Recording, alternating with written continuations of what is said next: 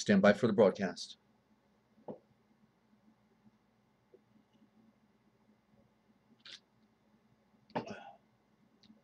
Today is August 2nd, 2018. Get ready for the Emergency Broadcast System, the Forbidden History Series. What they didn't want you to know, but we tell right here. Because somebody's got to do it. Now time to call your friends. Thank you for the heads up, Lynn. And hello, 5D, Sandra, down there in Australia, and everybody else coming on. Welcome to the broadcast. We now interrupt your normally scheduled programming to bring you this very important deprogramming program. And special thanks to YouTube.com for hosting the Forbidden History series.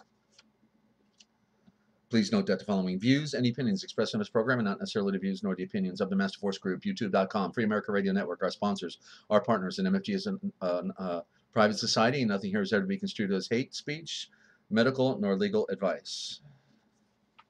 And listen to the Forbidden History prime time 7 days a week right here on the realpublicradio.net, because hidden beneath the sands of time lies the greatest of all mysteries.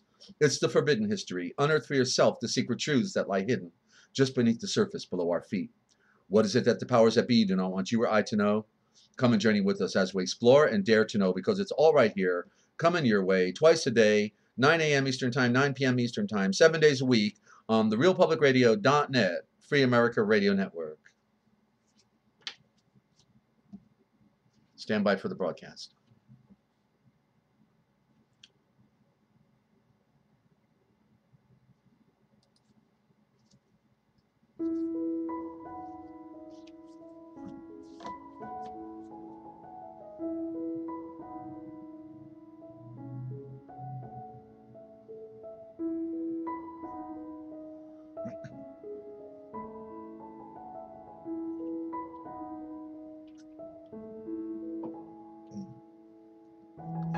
Coming to you live from Studio Z in the heartland of Amish country at the Lighthouse in Free America Radio Network, Central Ohio, in the land of dreams, enchantments, and nightmares.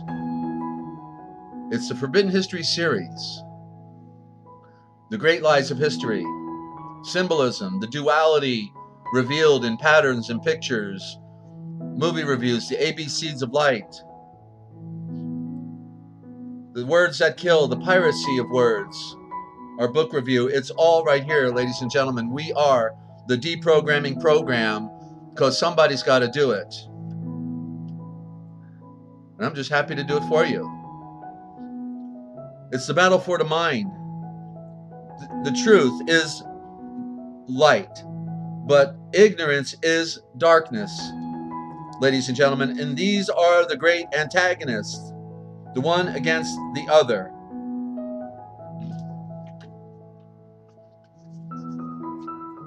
Once we can begin to comprehend the true nature of things as they really are, then we can begin to comprehend and make sense that there is nothing more to complain about. That's what they want us to do. They want us to complain.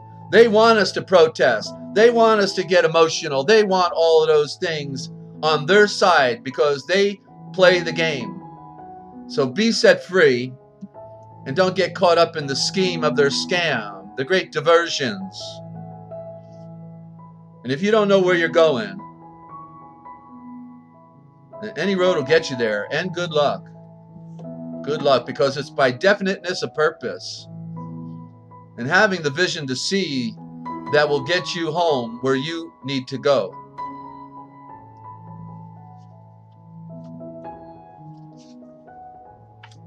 Special guest tonight, Alan David, on the introduction to the ancient cult of five and its existence in our modern world. Every Thursday night now, premiering tonight on the realpublicradio.net. But you know, the one who doesn't want to know the truth is merely a slave who doesn't want to be set free. So sorry.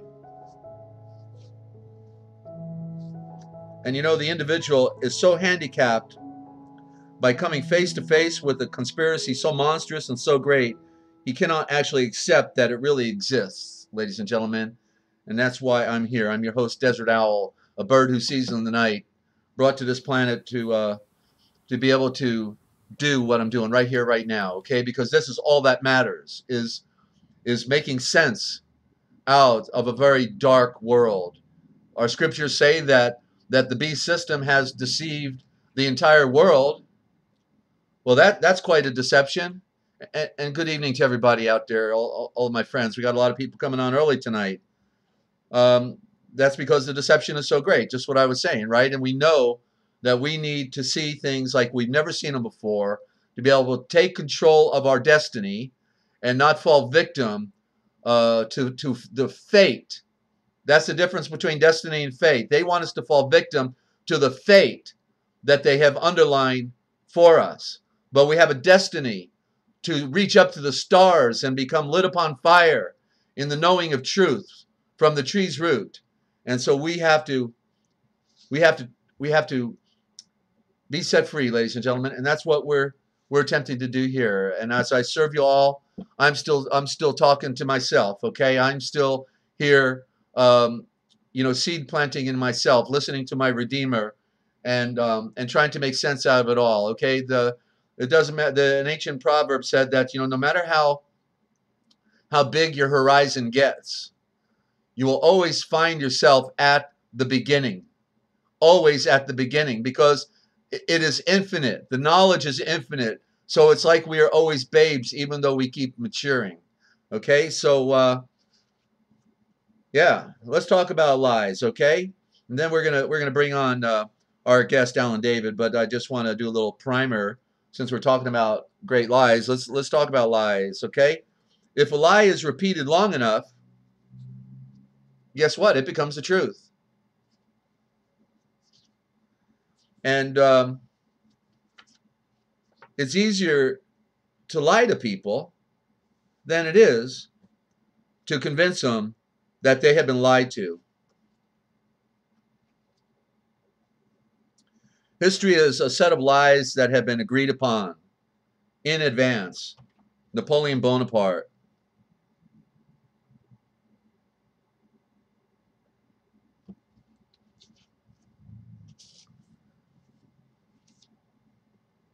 We will know our disinformation program is complete when everything the American public believes is false.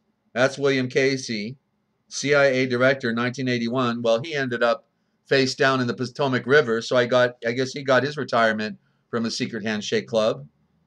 Okay, and our enemies are innovative, resourceful, and so are we. They never stop thinking about ways to harm our nation and our people, and neither do we. Literally stated by George Bush Jr., the henchman of the takedown of the Twin Towers. I'm telling you, ladies and gentlemen, we're not in Kansas. It is the custom from ancient time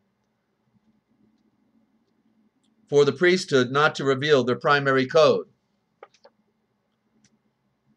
And Maximus, the Caesar that was featured in the Gladiator movie, said in the future men will have to be bilingual. But the truth is, bilingual won't cut it anymore, ladies and gentlemen. We need to be trilingual.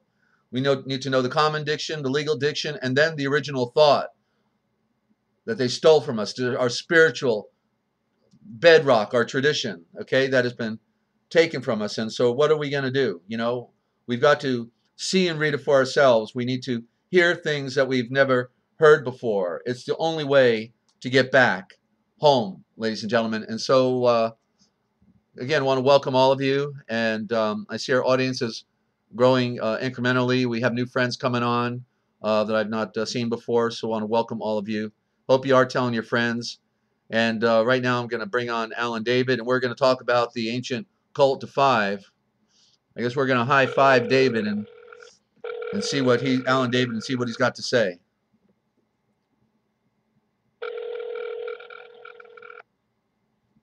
Probably should have had him on at the beginning, but we can do that next time.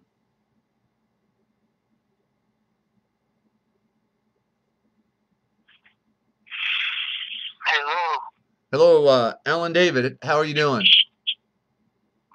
I'm doing fine. Okay, well, How are you? I'm high-fiving you, brother. I'm excited about the broadcast. We got a record number of friends on right now, actually at the beginning of our program. So I've been telling them about the introduction to the ancient cult of five and its existence in our modern world. So now you got a little garbling. Are we doing the same setup? Are we, um,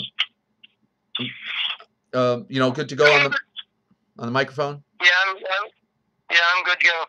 Okay, you're sounding pretty good. There's just a little background noise. Be aware that whatever movement you're making is somehow coming through, Alan. But so real quick, since this is our primer, why don't you tell friends about you again, how you got into this, and then we'll get into the meat of the story. Well, basically, I've been spiritually connected since I came into the world. I received telepathy in the crib and in kindergarten and numerous times throughout my life. I'm not going to go deeply into that. And I received energetic messages, and one night in 2006, I was trying to sleep. I could never sleep because this energy was being transmitted into the part of your body you call the will, and it was connecting energy, a telepathic message to my third eye on my brain, my mind, telling me to open up a filing cabinet and pull out this document out of this envelope, and look at the seal of the U.S. tax court. And I thought, well, why do I need to do this now? In the middle of the night. I can't wait till the morning. So I would ignore it and close my eyes and try to sleep. I could never. This was a constant message that was going all night. And right before sunup, I just gave in and I said, to hell with it. What is this? And I jumped up, turned on the light, and pulled it out and looked at it, at the seal of the U.S. tax court, and found that there's number five symbols composing the seal of the U.S. tax court. One of them was five rods in the center of the seal. The seal was two circles with the U.S. tax court written, inside. And then at the very center was symbols of the fasci, five rods with one hatchet at the top. And then outside the seal, directly below the symbols of the fasci, was a five-pointed star. And pointing up, it wasn't a pentagram. It wasn't the one pointing down. The point was pointing up. So I immediately noted that it's a double five symbol, and I said, "Well, what's the point of this?" And then I immediately grabbed a piece of paper and wrote down everything I could think of connected to the number five, and I filled the page fairly quickly. And then I realized that my address, where I was living at the time, started with the number five, and my apartment E, was the fifth letter in the alphabet, and that sealed the deal. I said, I got to research this. There has to be something to this. And so I decided I was going to start researching on my spare time everything about the number five, teachings, anything about it. And I did. So that's been going on for 12 years, and that's what led to this, the writing of this book. And it's pretty amazing. Yeah. Okay. Well, we did an interview probably about 6 years ago at one point on the realpublicradio.net, and thank you for the audio check, Sandra and Ninja. Thank you. So take us down the trail, how it unfolds like a flower. Then you have a linear way of introducing us to the different situations where it unfolds for you. Yeah, well, I've written an outline, and this will explain a lot of it. We're going to have to do this, and a number of shows and a number of, there's a lot to it. There's many levels to it. So I'm going to go talk about today this level. What I discovered, one of the main things I discovered was that the number five, and the discoveries I made about its usage in the occult and everything, it's in everything. It relates to what's called sympathetic magic, and it's very ancient. And sympathetic magic basically covers all magic. It covers ceremonial, It covers ritual, numerology, white and black magic, good and evil. And one of the things that I found out, because I correlated everything to what's in the Bible, and in the Bible, it talks about, in the King James 16:11, Holy Bible, states, do you know not that your body is the temple of God? That's 1 Corinthians chapter 3, verses 16 to 17. And it's also in chapter 6, verse 1. And then also in the Bible, it talks about the kingdom of God is within you. And then you have Christ himself is quoted as stating, what you bind on earth, you bind in heaven, and what you loose on earth, you loose in heaven, and what you bind on earth, you bind in heaven. So I found out this parallels also a famous, more generalized statement by a guy named Hermes Trismegistus, thrice greatest, who is famous in occult literature. And what he's credited with saying is, as above, so below, which is a more general and plain statement of what Christ has said in more detail when he said, he's talking about what you loose and what you bind on earth and heaven. So that is above and below. It's about earth below and heaven above. So I found this parallel. I found it very interesting. And then I made many discoveries related to this, and one of them is called the law of correspondences, microcosm to the macrocosm. As above, so below. The occultists associate the microcosm to the macrocosm, and this is relates to something called the law of correspondences, and it involves the ancient practice of sympathetic magic. And in that, you have invocation and evocation of spiritual beings, good and evil, above and below, from below your feet down in the earth to above your head, up in the heavens, and even from other planets or whatever. So it's all connected there. Then I've discovered that it's connected to duality, the nature of our whole world, solar system, and universe, the duality nature, which is positive and negative polarities. And you have all kinds of couples or couplings associated with it. You have the male and female sex, you have darkness and night, you have good and evil, darkness and light, day and night, wrong and right, and then you have black and white magic. That's just a few.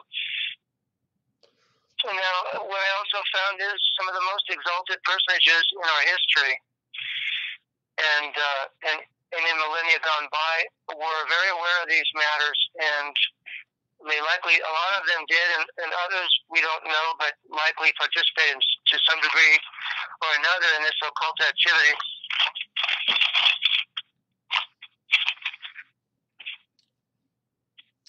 You're flipping through your papers there? Yeah, the occult traditions practiced by witches, warlocks, wizards, sorcerers, magicians are closer to our lives than most of us would perhaps even have a clue about. For instance, I don't know how many of you, you may have noticed some of this, and you may not have noticed, quite a bit of it, but in state and federal governments in the U.S. and around the world, you may have noticed that every agency has what's called a seal, an official seal.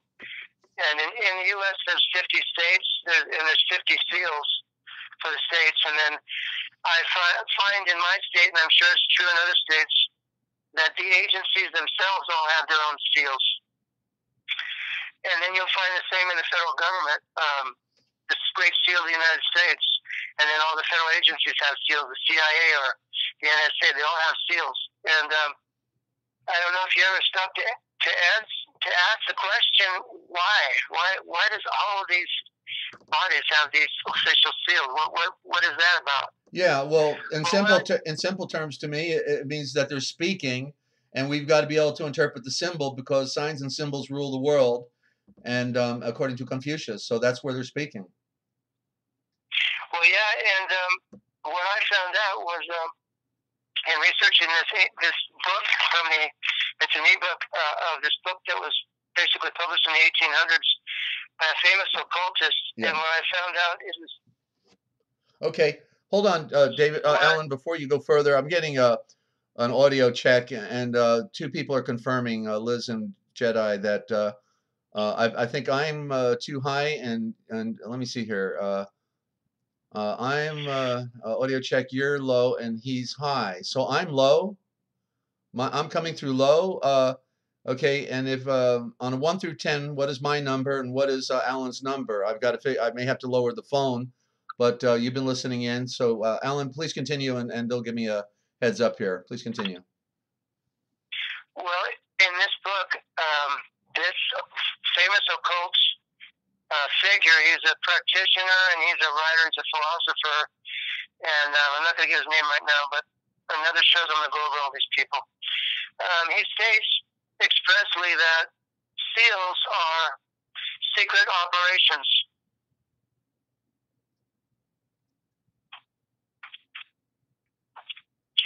So the seals. Wait a minute. Let's back up again because I got diverted. Make your point again. The seals are what? Or this guy wrote this famous occultist, and he's a magician and a philosopher.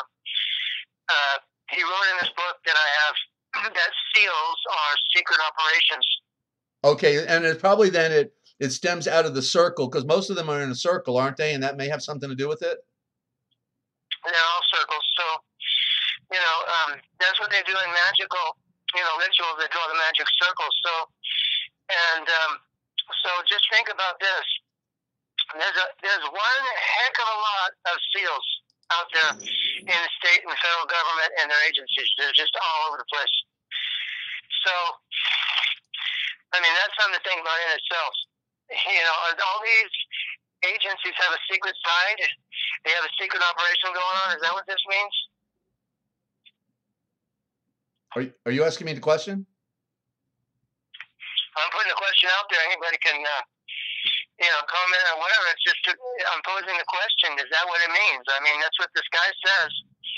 Yeah. Okay, so, and we know we have, the secret side of the federal government, and I found out, the same thing exists in several state locations and states, and so that's something in itself we don't even think about. People don't think about that. Most people aren't aware of it. But have you ever walked into a courtroom and noticed something behind the judge, directly behind him, up high on the wall above his head, is a seal? Okay. Yeah. And it's the Great Seal of the state of California. And what is the center of that seal? It's the goddess Minerva. She's supposed to be the goddess of wisdom and knowledge. Right. So there's more to it, though. Of course, magic and all kinds of things. But on that seal, inside that seal, you have she has her shield. And if you look closely on the shield of Minerva in the Great Seal of the state of California, there's an owl. But it's a very unusual owl. It has two horns. I don't know if I've ever heard of or seen a horned owl. Have you? Well, I know they create the illusion of it at times. So, but I get what you're saying. So, well, we know the owl is associated with wisdom, supposedly. But it's also, the owl is a night predator. It hunts at night. It hunts its prey at night in the darkness. And it is purported that the owl can see at night, can see very well at night, where other creatures cannot. And not only that, but when he moves, he's totally stealth. He's totally silent.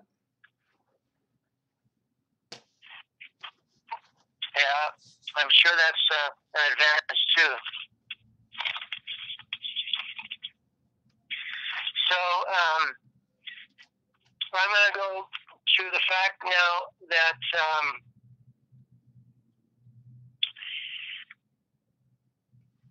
the human body as a temple, as stated in the Bible,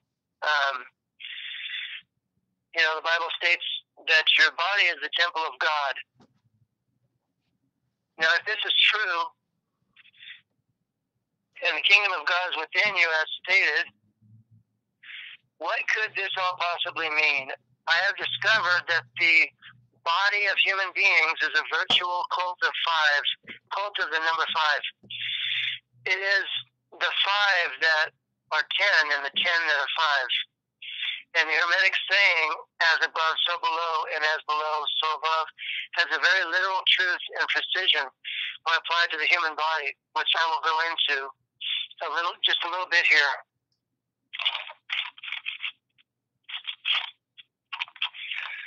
Above in your body, there are signatures of the number five in the design of the physical form as follows.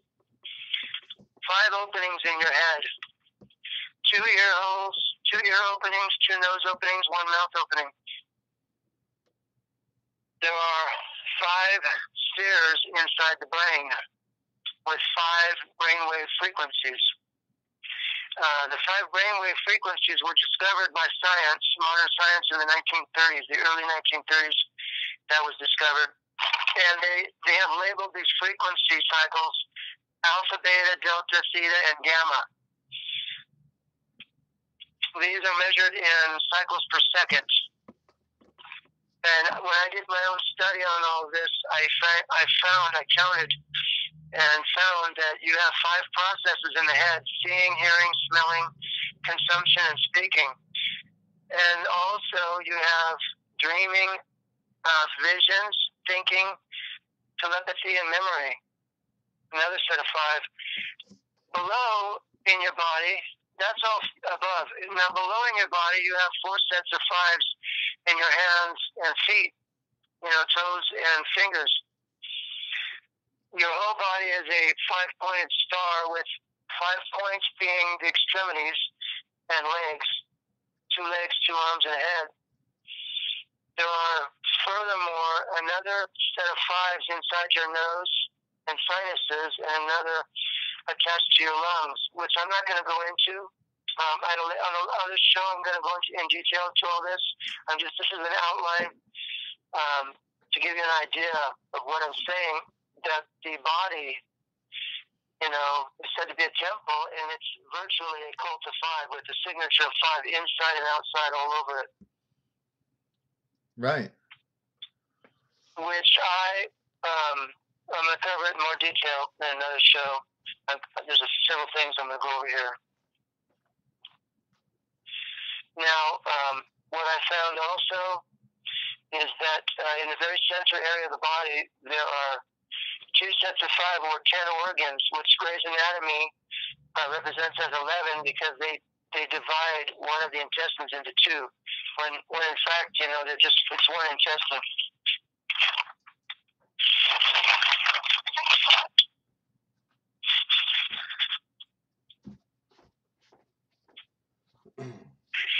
Now, when you reflect on the fact that this number 5 is all over the body, inside out, up and down, it might come to your mind, the question of, could there be some kind of spiritual or occult meaning in the design and structure that was intended, that was put in there intentionally? And also in creation itself, because the Bible talks about as above, so below, as below, so above. Right. Apparently, many of the ancients came to the same conclusion that, in fact, yes, there is a special meaning.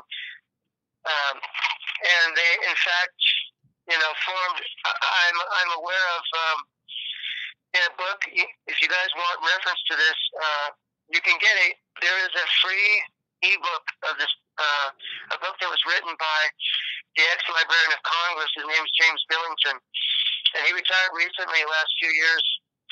I think he was the librarian of the U.S. Congress between 28 and 30 years, and he resigned some few years ago or something. But he was quite a writer, and I think he speaks several languages. And he wrote a number of books. One of the books that he wrote, which I have, and you can get a free copy online somewhere if they haven't taken it down. I got a ebook copy for free online, and I have actual hard copy of the book. This book is called the Fire in the Minds of Men by James Billington. And I suggest, if you want to be really informed by somebody who, this guy knows what he's talking about. He wrote this book in like 1980, and he became the Librarian of Congress some years later. And he just recently resigned. His name's James Billington, and man, what I found in that book, it blew my mind. Okay, well, before you go there, I just want to tell you, when you started mentioning the cosmos, I immediately saw 5, because the days of the week are 7, but 2 out of those 7 are not planets. They're the sun and the moon, and then the other 5 are planets. So there we have the sun and moon as primordial symbols, and then you've got 5 planets. So can you see that, Alan? I'm not looking at anything, but I have all that in my research. Also, you work 5 days a week, and usually, that's the corporate way. You work 5. Yeah. You slave away from 5, and then you got 2 off. And both Saturday and Sunday are designated worship and holy days by various religions. So. Good point. Yeah. So there you go on that. I'm going to get into all that stuff, what I discovered about the planets and everything. There's a whole bunch of stuff. This is just briefly leading up to that, which will come in some future show. Now, I have discovered that, how they say in the Bible, your body is a temple. Well, in the book, the Holy Book, 1611 King James, there's a point at which Christ himself is talking about, you destroy this temple and I will rebuild it in 3 days. And some people, I think, have interpreted that to mean the temple of Jerusalem, right? Well, he was talking about his body, physical body. But there's a parallel between that and the temple of Jerusalem, the physical building temple. Well, what I found was, since there is a connection, there are physical temples and then there's your body. So there's parallel. So what I found was there's an ancient tradition in practically all the ancient cultures and, peoples around the world on all these different continents that of building 5 buildings, 5 holy buildings, 5 temples. And first of all, I discovered that the ancient Greeks, divided all of their architecture into 5 categories, 5. And then I found, of course, that the Greeks got their government from the island of Crete, and the father god Zeus, who ruled the Council of 12 Gods, apparently, they say was born on Crete, and he murdered his father, who was Kronos, who was the god of Crete, the father god. And that's where we get a lot of, this stuff about father time, Kronos, chronology, time. And so, there's a bunch of things there, but what I found was on the island of Crete, Herodotus, the ancient writer, philosopher, if you look into a translation of his book called The Histories, Herodotus, The Histories, what he tells you about Crete in there is that the government of Crete was administered from a 5-sided pentagon building, a 5-sided building, pentagonal shape. He also tells you there was 5 different languages language groups on the island of Crete, and also the You've heard of the Minotaur? Oh yeah, the bull. The bull. Yeah, well, it was supposed to be a big monster. It was part bull and part, I don't know what man or monster. It was supposed to be giant, and it was inside of the labyrinth, and supposedly Kronos required the countries that they ruled to provide sacrifices to it, children, right? And that was the basis of the mission of that the hero who came to slay that, to stop the murder of the children, and that's another Greek legend, and I have a book on that. I'm not going to go into that, but what I wanted to say about that, the labyrinth, the foundation of the labyrinth, according to Sir Brown, who wrote this book, he's from Britain anyway, in the book he tells you that the labyrinth was built on 5 squares, which makes you wonder, because later on the Greeks came up with supposedly the first cipher code, and it was 5 squares. Okay. There are a lot of... Well, I just want to jump in because I've been wanting to jump in because when you mentioned the religious architecture, I immediately thought of how, like with the Vatican and other quote unquote churches, they design them as a cross. The building is like a cross, right? Yeah. Okay. Well, there's another 5 points because you get a point on each of the 4 ends of the cross, and then the center point is the fifth point, right? Center point. Yeah, the Templars have that. It's one of their symbols.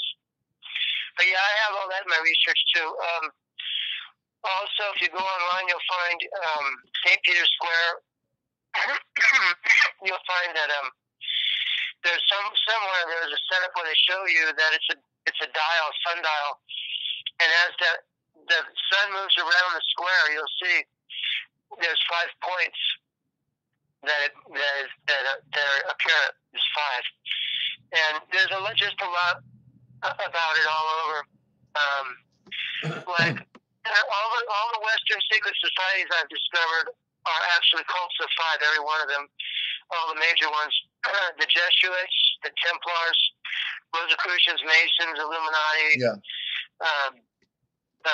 And I've found all kinds of stuff to prove it. Okay. But I'm not going to go into all that. Right. Before you go further, I want to pose a question because if number 6 is the number of creation, and it's a symbol of the Fibonacci sequence, the unfolding of creation, then what is the number 5, Alan? Because it would precede creation, so that might be part of the mystique of the number itself, right? The 5th day of creation, there's more creatures, and most of creation, if you read the Bible, happened on the 5th day. I see. And also, I told you, the Baphomet symbol, it's a very important symbol for secret societies. And if you look, and you'll see it in other things, other occult symbols with statues of people. Too. George Washington's one of them. They have this statue where one hand is pointing up and one is pointing down. Yeah. Well, that's the above and the below, the microcosm, the macrocosm. And if you look closely at their hands, both hands, one will be 3 and one will be 2 fingers. Sometimes 3 is up, sometimes 3 is down, and 2 is up. And they have specific meanings, okay? And like I told you, the true meaning of it is 3 is the Godhead. It's past, present, future, and eternity, all in one. And that's above. The 3 is above. And then the 2 is below in creation, which is duality. Everything in our universe, world, and galaxy, all in finite forms, physical forms, are put together in a dualistic structure with positive and negative polarities. Without those poles, everything would collapse. If you remove one pole, everything would collapse. And so it's balanced, perfectly balanced. And, this couldn't be an accident. Because if you do deep research, you find the whole universe, the world, everything in it is very delicately balanced. And they tell you, science will tell you, it's in writings, that it's like it's virtually impossible that this could have been just haphazardly happened by accident. It's too delicate. It's too, very vastly complex beyond our comprehension. How it's held together, there's scientists who have done vast research and stated that, if just one of these little things was different, this whole thing wouldn't even be possible. It would collapse. It would fail. And that's like a miracle in itself. It's a stupendous miracle that's inexplainable. And you hardly hear that even talked about, but it's true. So, let's see. Okay, so like, in other words, the 5 being symbolic of the hand, and the hand holds everything together, so it's a metaphor, right? Well, yeah, now that they've discovered that your brain it has 5 spheres with 5 brainwave frequencies, there's a parallel directly related to that. I was going to talk about it at the end, but I could talk about it right now. Actually, what I'll do is I'll read this. It'll make it even clearer to you. Okay, the 5 bodies that we all dwell in simultaneously. Okay, this is a parallel with your 5 spheres in your brain and the 5 brainwave frequency cycles. There are 5 different cycles going on in your brain at the same time. It's a simultaneous thing. That's quite miraculous in itself. That's part of the design of the body, and it directly parallels the 5 bodies that we all dwell in at the same time. And those 5 bodies are as follows: your physical body, the planet Earth, where your physical body dwells in; 3, the solar system that the Earth dwells in; 4, the galaxy that the solar system dwells in; and 5, the universe that the galaxies dwell in. So it's a 5 structure universe, and 5 bodies that your brain parallels with the 5 spheres and the 5 brainwave frequencies. That should tell you something right there, that what is the design is divine. It's a totally divine, perfectly set up design, and that's why they call it that you say your body is the temple of God. Because if you had sufficient knowledge and awareness, you would really, be like Christ, and totally illuminated, not like the fallen Illuminati, but you would be, you would ascend basically. Yeah. But we're cut off. We've been cut off because we've been deceived, lied to, and there's a lot of things that have happened. But we still have remnants and fragments of the knowledge, and that's a lot of it's being uncovered as we speak. And modern science has uncovered so much, and they're still uncovering all kinds of things. And a lot of times it gets covered up. They say, well, we're going to share this with the world, and then you never get it. Like when they discovered the Dead Sea Scrolls, they lied to everybody and said they were going to share it with the world, and they just, kept it secret. And then somebody leaked it after a while. And that's happened more than once. Part of one of my discoveries is when the U.S. invaded Africa this last time, Iraq, there was a YouTube video that was released, and it was some years back, and I don't know if it's still there. But I took total notes. I wrote down the whole thing, because what it was this guy was doing a secret interview of a guy. It was on a coast somewhere. They didn't say where they were at, but they was on the coast near the ocean. It was all dark, and they were recording this on a cell phone. And this guy basically said when they invaded Iraq, there was this big one of those towers. There was a big one, and there was an underground.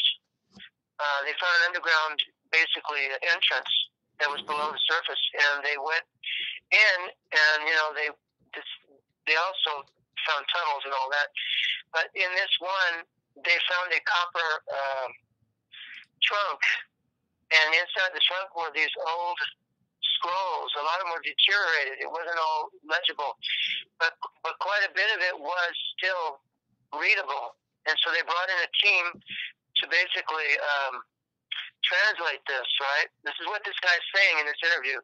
And he basically says he was one of the team, that he's a linguist, and he was one of the ones brought in to decipher and translate these old scrolls that were in there. And he basically says when we were brought in, when the team was brought in, we were told by the British and U.S. authorities that this would be important. This would possibly be an important thing for the world, and that when we were done with the work, it was going to be released to the world. Well, it's the same story they said about the Dead Sea Scrolls, and they never did it. And then he said he found out that they had lied to him, and they never intended to release it, and they never did. But so what he did was he translated a major part of it, and what he did was he took his translation and he left. He quit, and he left, and he read it on this interview, and I wrote it down. I don't know if it's still there, but on one of these shows I'm going to read it to you. I don't have it in front of me right now, but what it basically, I can tell you, it parallels what's in the Bible. In the Bible, it talks about 5 cities that were destroyed: Sodom and Gomorrah and 3 others. Well, this is the version from Iraq, and it parallels, but it gives more information. It gives the name of the kings. What it says is the throne of rulership came down from heaven or whatever. And then it goes into, it says the gods or something like that appointed the following men to rule these 5 kingdoms. And it names the 5 human rulers that were assigned by the gods. And it's very interesting. And then it talks about what happened, how they were destroyed and all that. I'm not going to go into all that, but I'm just telling you there's all kinds of things that relate to this. Now, if you've ever heard of the 5 temples religion in India, that too is related to the same idea, and it has they say it's the 5 different great works or acts of God, and into time, and it's 5 cycles basically, 5 cycles of time, and you have the Creator, the Preserver, Concealer, Revealer, and Destroyer. The last one is always the Destroyer, and I found it the same everywhere. In Greece, I found the legendary story of the fact that there's 5 temples of Apollo. They've only verified the actual existence of 2 of them, and the other 3 are legendary. But it parallels the 5 temples of Apollo, parallels the 5 temples religion in India. And it's, if you realize the end of the book, the Bible, it talks about the Antichrist, right? Who comes? They call him Apollo. Also, there has recently been one of the popes. It might be the current one, or it was the one that left. One of the ones that just left, maybe, I don't know. I think it was 1 or 2 before this pope, stated that the last pope is a destroyer. So it's all lined up. This stuff is all lined up. Right. You'll notice that. Okay. Well, let me just add that the current pope, which has been touted as going to be the last one, is a Jesuit, and the Jesuits are the supreme military force in the world, waging war on mankind. So there's your destroyer, right? Well, yeah, I'm well aware of that. And another thing is that he was the first and only Jesuit black pope to become the white pope. And it's related to the last pope is a prophecy, Malachi's prophecy. And I got all that. Tom Horn wrote books about that. If you want to look at Tom Horn's book, I think the last pope is one of them. What is it? Pontificus Romanus or something? It's an interesting book by Tom Horn. He's got a website online, and you can check out his books. But that's one of them. He talks about that, and in fact, that's where one of the things I discovered was in that book. And what he did was he quoted a very short part in that book. He stated that supposedly Pythagoras, the ancient philosopher, had stated that the prime numbers are the most important, and 5 above all. The number 5 was above all in importance. And when I came across that in the book, then I just, oh wow. I knew this was out there somewhere, and I finally found it, and then I did a bunch of research, and I tracked this down to the book Fire in the Minds of Men, and then I've done a lot of research on Pythagoras. But you might be amazed to find out that basically the Librarian of Congress states in his book Fire in the Minds of Men, published in 1980, that he talks about the Jesuits. He also talks about there's a cult of 5. There's this organization, and if I can get to it here, I'll quote you some stuff from it. But he actually quotes in that book. That's where Tom Horn got it from. It was a quote in that book, Fire in the Minds of Men. Let me see if I'll get it here in a minute.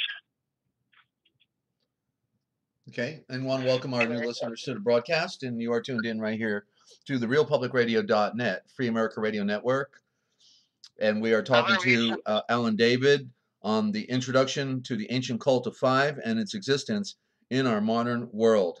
Ladies and gentlemen, profound esoteric presentation, because these just like when he was talking about the the governments in Britain and America wanted to let this information out about Sodom and Gomorrah, then we find out no, they're not going to, and it's because it is all run by our world is run by spiritualists, and they are occultists at the top of all the governments, and therefore they're operating in secret, in code, and they don't care about you or I one bit. And the information is kept from us because they don't want us to know who we are, where we are, why we are, or when we are.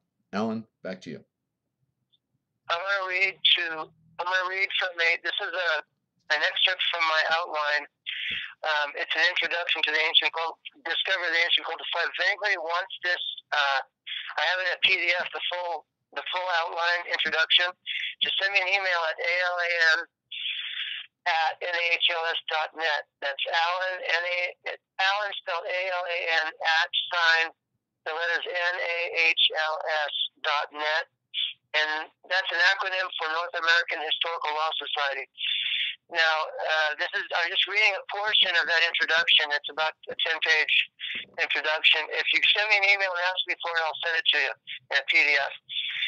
But here's part of my introduction. It's a quote from statement of Joseph Ray, PhD, in Chapter 13 at page 109 of Forbidden History, and edited by J. Douglas Kenyon, 2005. At page 507 of Volume 1, the Temple of Man, it states, 5 in the soul of all shape and form at page 510. 5 is the soul of all shape and form at page 510. It further states, the sacrificial altar is the place of the conjunction of Amun, spiritual water, and the active order of 5, the formulation of the verb. By the 5 angles, the perfect face, the Hathorian pentagon, the 5 verbs go out and come in, thus giving rise to the 5 intelligences. Acting and reacting in itself is the creative work. This is the mystery of the reaction, which in the sanctuary, the head of the universe, formulates the verb, manifests the world, creates intelligence. Here is revealed the secret of the door through the doorway of the senses. It knocks to come in and receives the answer. At page 316 of the Temple of Man, Ashwala the Beasts, it states the Kabbalistic tradition, which bases itself in 5 limbs of the body, including the head inscribes man in the pentagon, in proportions in which we actually find the essential numbers that establish the pharaonic canon.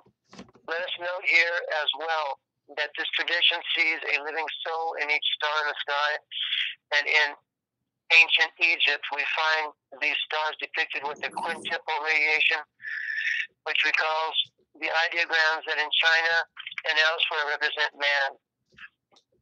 Furthermore, at page 316, the author states, cosmic man is the equivalent of 5, where he allows himself to be sexual, to be dual. He is chased out of paradise. That is, he falls into terrestrial world and its vicissitudes. Then he becomes 6. At page 153, in the book titled The Nine Freedoms, first published in 1963 by George King, we are told, there is a time in meditation when the student will hear the tremendous creative forces which are emanated by the sun each 32 minutes. 3 and 2 is 5 in Gematria. When each of the 5 major pranas changes its form and state throughout the day and night. The ancient seers who first heard this recognized it as the sound of creation. On June 15, 2010, the British online newspaper The Telegraph published a front-page article under the headline, "The God Particle May Exist in 5 Forms. Large Hadron Collider's Rival Project Finds," and it followed below with an article by Heidi Blake in which it stated in the first paragraph that the primary aim of the Large Hadron Collider experiment in Geneva was to find the Higgs boson, but that a rival study in the U.S. revealed there may be 5 versions of the elusive subatomic particle which has not been detected during 5 decades of research. It goes on to tell the reader that it was Leon Lederman, a Nobel laureate, who dubbed the Higgs boson as the God particle, because based on a reasoning or ideation that its discovery could unify the understanding of the content of the universe and help humans to know the mind of God. In the book titled Numbers, Their Occult Power and Mystic Virtues, Dr. Wynne Westcott published in 1890 by Wynne Westcott. He states under Numbers, the occult power and mystic virtues, their occult power and mystic virtues at page 61. Theology displays 5 modes of the conception of God: pantheism, polytheism, dualism, Unitarianism, and Trinitarianism. It is worthy of note that Westcott excludes monotheism, which is questionable. Is this a special teaching of the cult of 5? Westcott stated at page 63 that every important measurement of the Jewish tabernacle was 5, or a multiple of 5. There were 5 principal parts of Solomon's temple. The well-known writer on the Mysteries and Revelation, John Michel, stated in his 1972 book titled City of Revelation at page 33 that each part of King Solomon's temple was built to represent an aspect of heaven and earth, heaven or earth, which again is the microcosm to the macrocosm, above and below relationship. And that corresponding sacred names and numbers were woven into linear dimensions and areas of its various courts, further talking about the plan of the New Jerusalem and St. John's City and the ancient cosmic temple. John Michel further stated at page 71 of the same book that the number 5 has always been regarded as the number of humanity, for reasons which he states become more important or more apparent when in the course of geometrical experiment.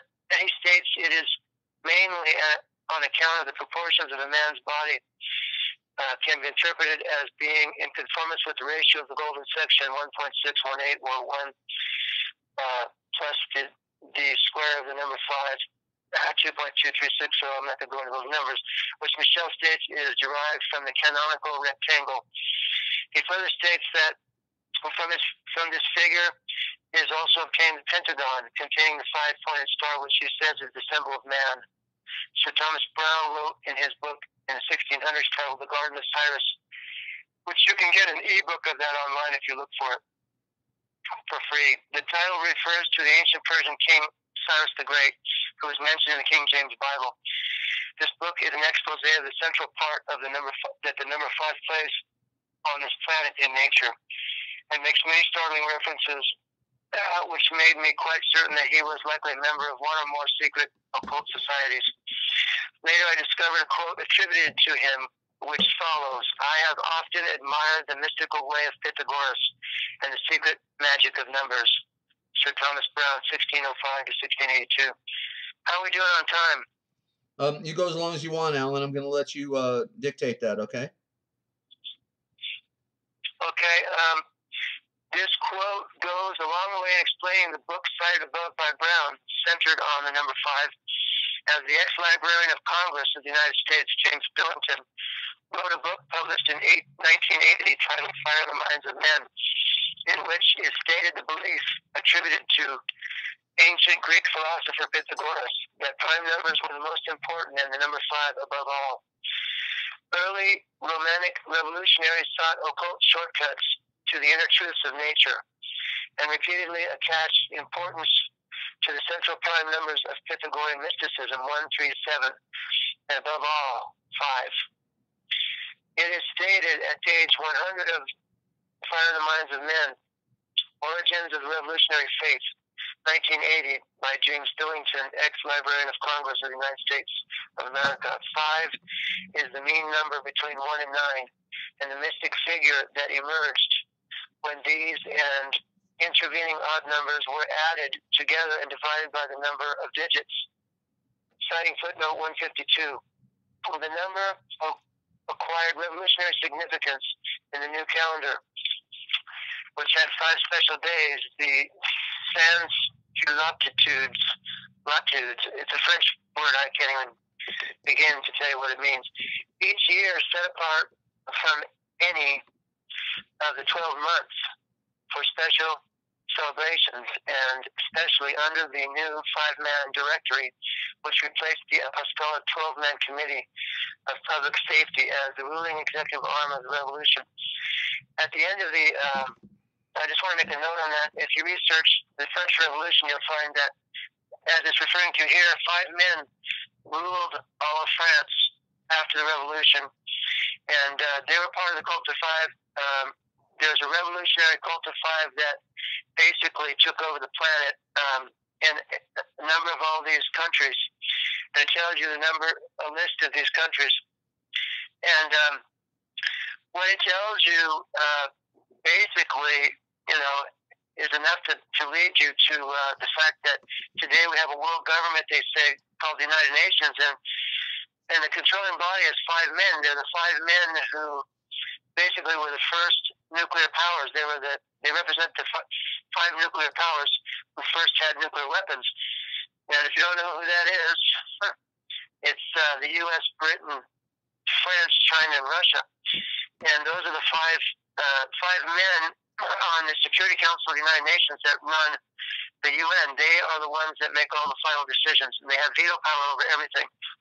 So basically, they put 5 men at the head of world government, and they, all the Western secret societies were, founded by either 5 men or they had a ritual relating to the number 5. And I can tell you this about the Jesuits.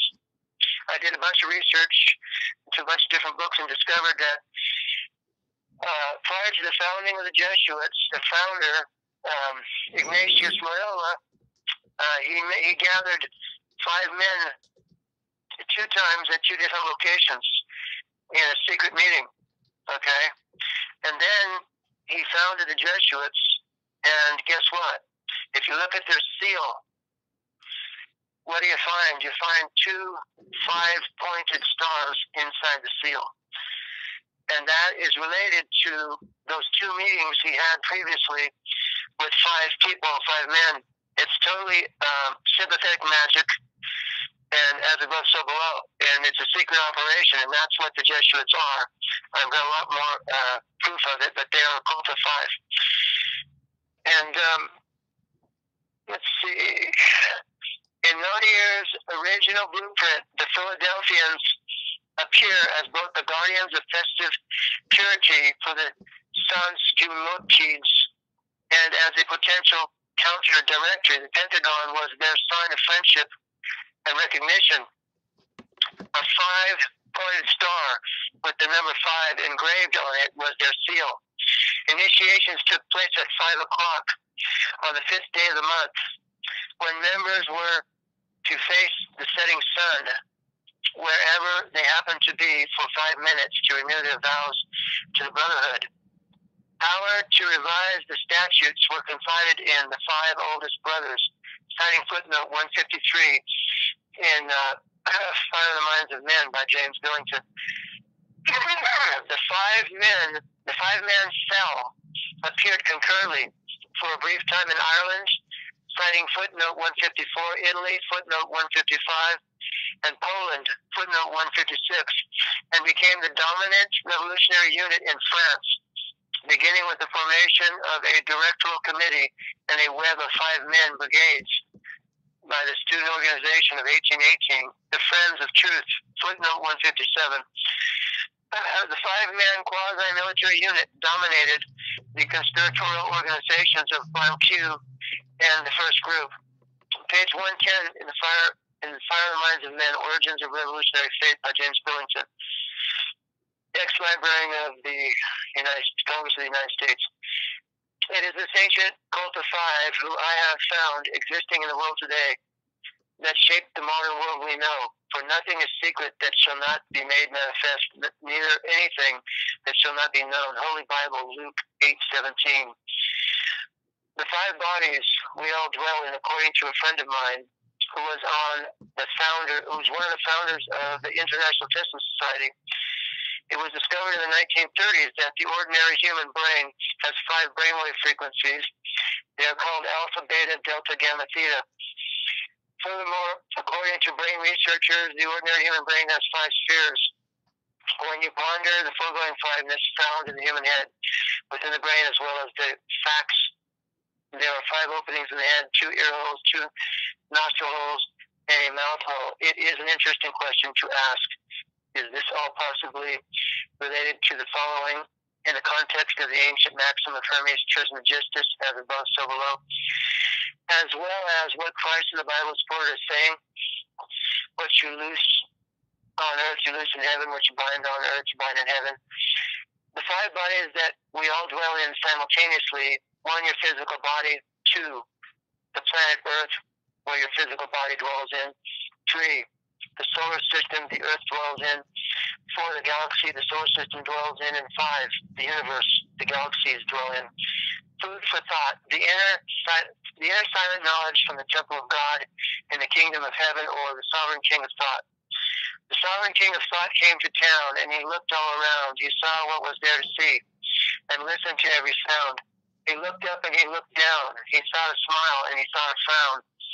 He reached into the vault of time and examined the cycles of forgetting and remembering, and thoroughly consulted with the continual imbalance of the whole wide world.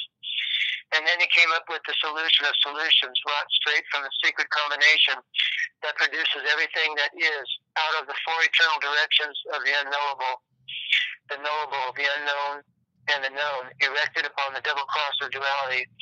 Instead of committing it to writing, he placed it into the secret chamber of silent perfected thought, and prepared to release it into the world through the infinite courses of the invisible indivisible, for those who have ears to hear, eyes to see, and a mind to think. And that's my presentation for today.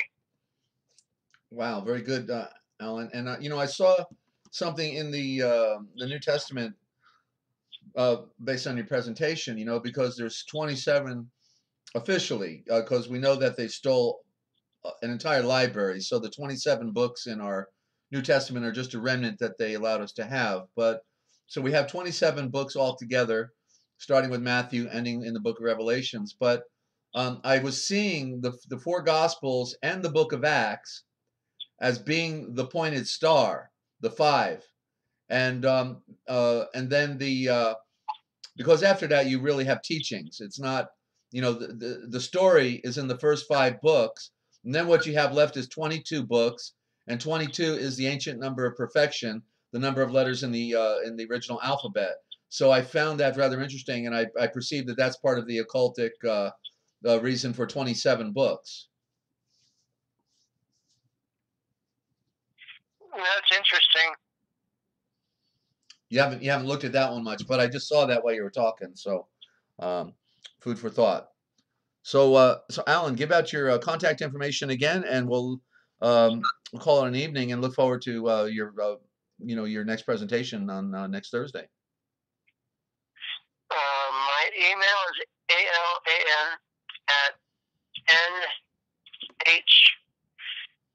alan@nhals.net.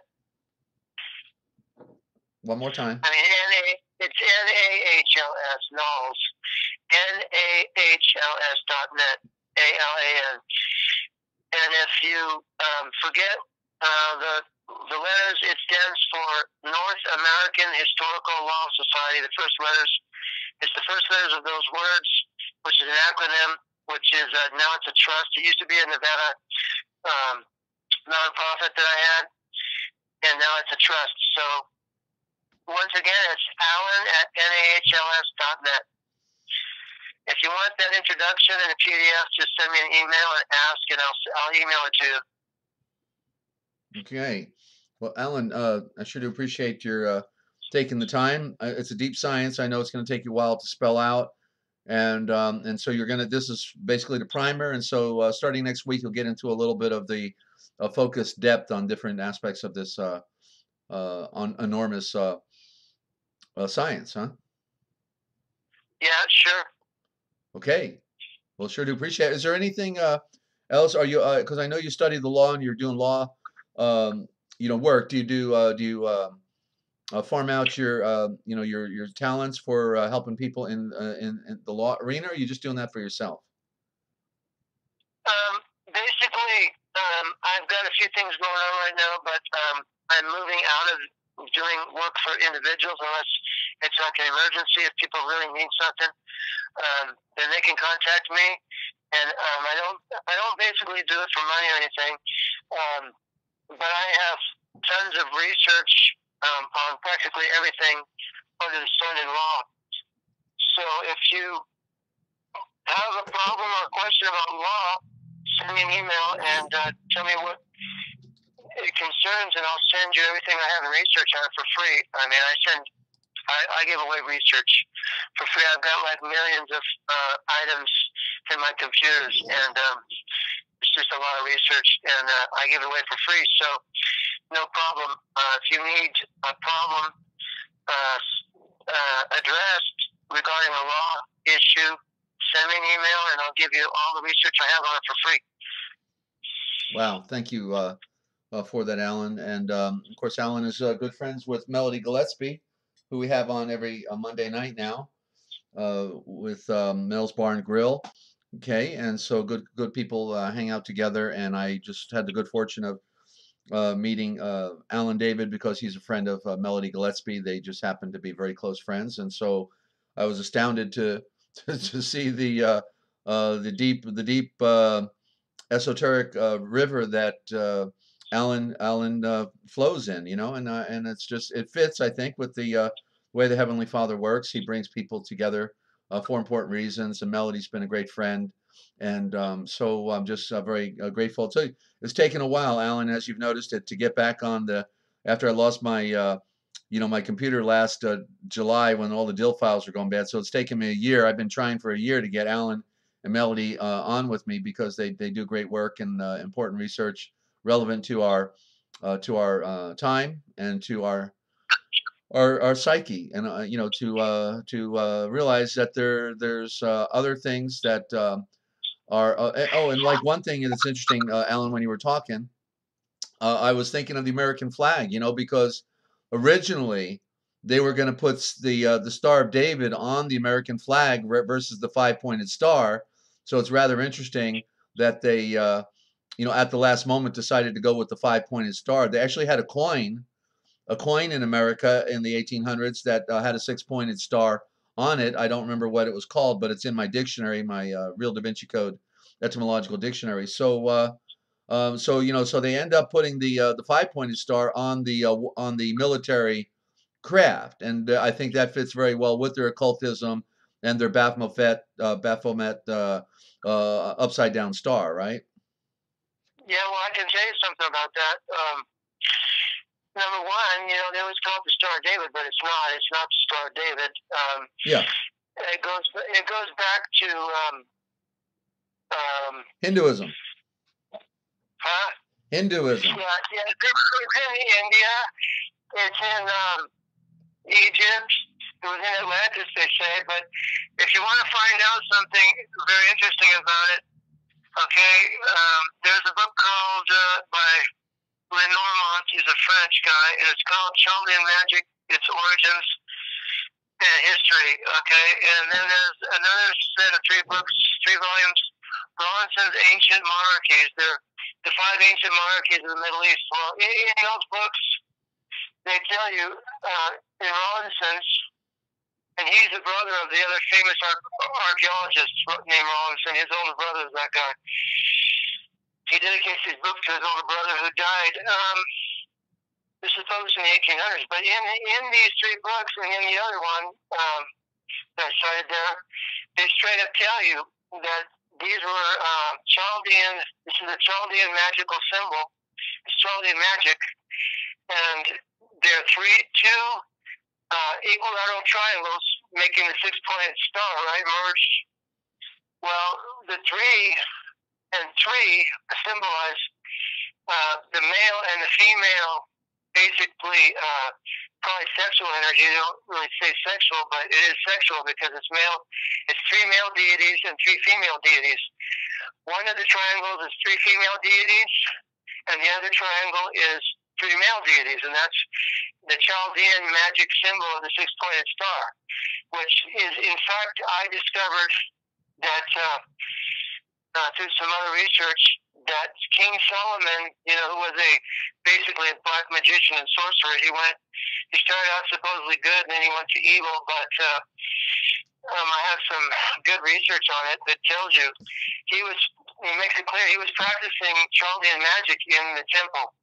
And one of the things he was doing was called,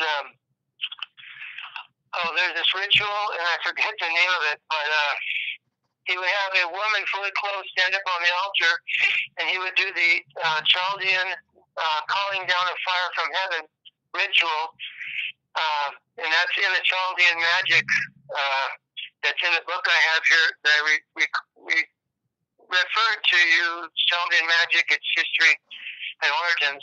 It's in there. The Chaldees would call down fire from heaven. Well, Solomon did it to consume the woman alive. The fire, he would call the fire down and consume the woman alive as she was standing on the altar, according to these researchers. And I'm not going to tell you my opinion about. I'm going to put some stuff in the book that I'm writing. There's a bunch of other things that it involves, but it's not the Star of David. It goes way back to Chaldean magic, and way before that too. It's in India, and they say it was in Atlantis, and it's been in Egypt. It's all over the place. So, well, it's the star of creation. It's basically the 6 points represents the 6 of creation, but they make. I know the occultists make a lot out of Solomon, the the Freemasons and all that.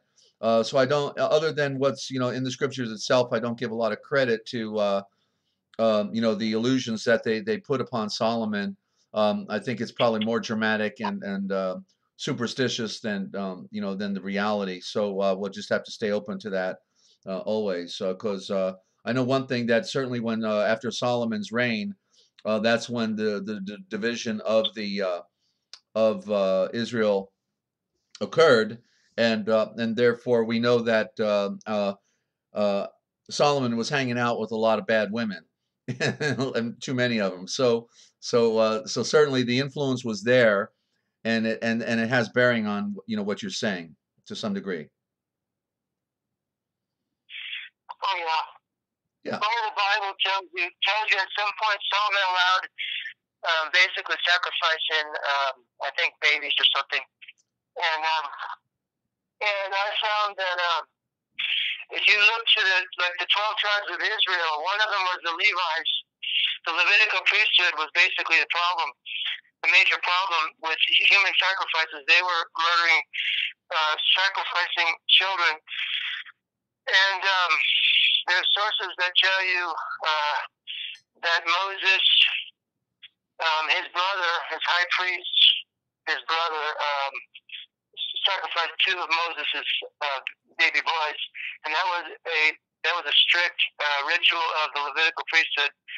And this is why Christ himself says in one of the portions, these young children were trying to push their way in to see him, and the adults, the grown-ups, were blocking their way, and he said, "Suffer the children to come to me." And they let the children through, and he says, You should rather have a millstone tied around your neck than harm one hair on the head of one of these children. A millstone tied around your neck and thrown into the deepest sea than harm one hair on the head of one of these children.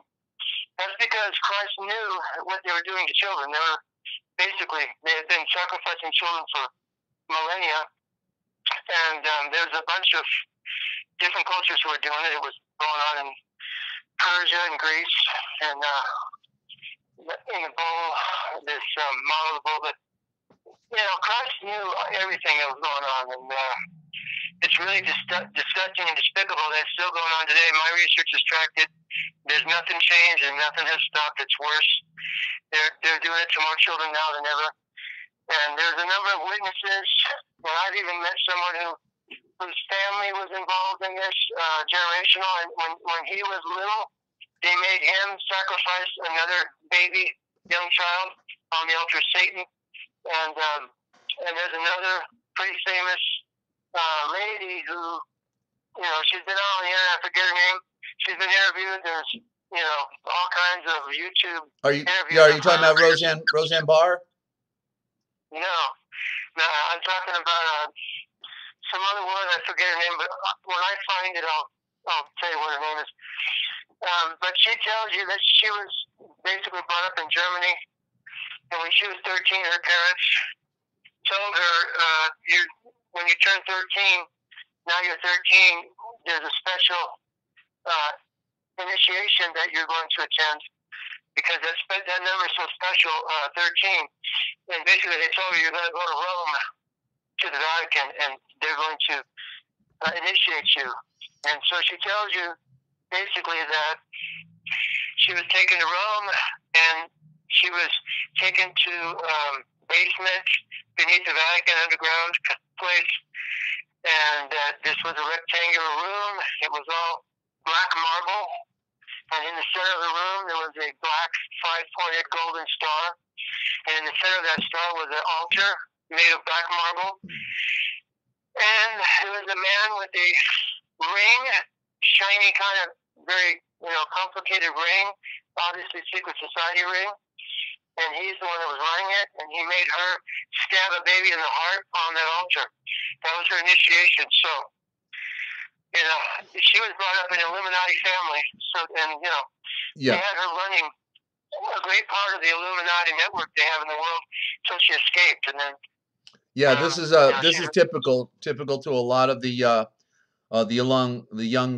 that are going to be what we would call rising stars, and so this is a ritual that is ongoing within the Vatican. So that's ground zero right there for the occult rituals we find in the world. That's ground zero, front office, business as usual. Unbelievable, huh, Alan? Yeah, it's been going on for way too long. Yeah. Well, it looks like our world's coming to an end, so the joke is on them. And the good news is the people that are innocent of this nonsense can transcend and be a part of a better world. So, Alan, I want to thank you for taking the time and your dedication to all this research. And we'll look forward to next Thursday night, 9 p.m. Eastern Time, right here on the Forbidden History series. Thank you so much. Yeah, thanks. Okay, we'll talk to you. Bye-bye. All right.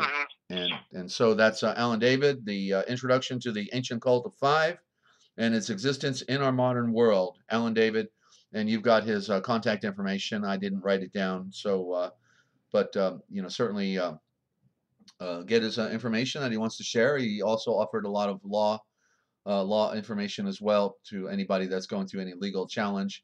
And Melody's absolutely very good as well. I'm going to try to get on Mickey Paletta here once a week, dealing with mortgage issues because people are losing their homes, and they can put a stop to that. And also our #1 criminal defense attorney in Pennsylvania, Neil Price. I want to try to get Neil on once a week, and possibly one more interview. So let's go take a musical interlude. Okay, I'm going to recharge, and then we're going to continue on in the Forbidden History series, and we're going to get into the piracy of words and the words that kill. And hoping everybody's doing okay tonight. And Ninja, I know you're going through some stuff there, I could see. So just everybody keep Ninja in your prayers, and let's hope for better days tomorrow. Okay, so stand by for the broadcast. I'm Desert Owl, and you're listening to the RealPublicRadio.net, Free America Radio Network. What they didn't want you to know, you can see that, but we tell right here. We'll be right back.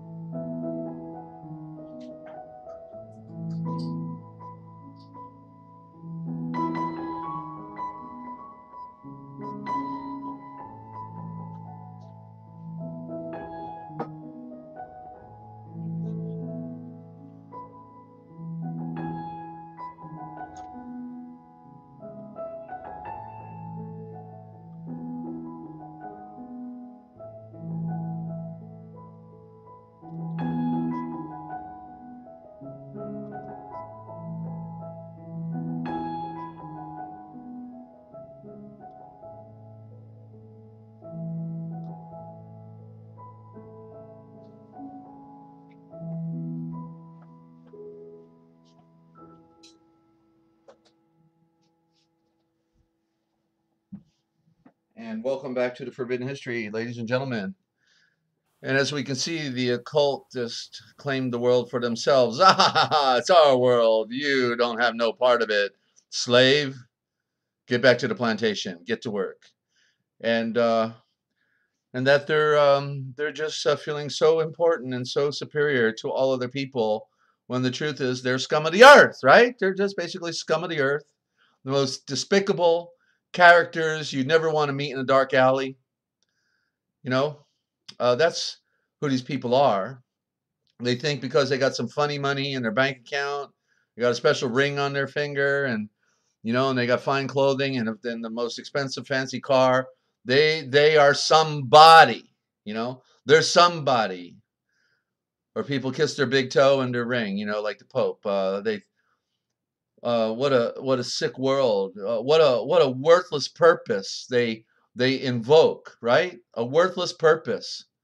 To destroy lives, not to preserve and look out for lives, defend others, but actually to destroy and abuse and to terrorize their fellow man.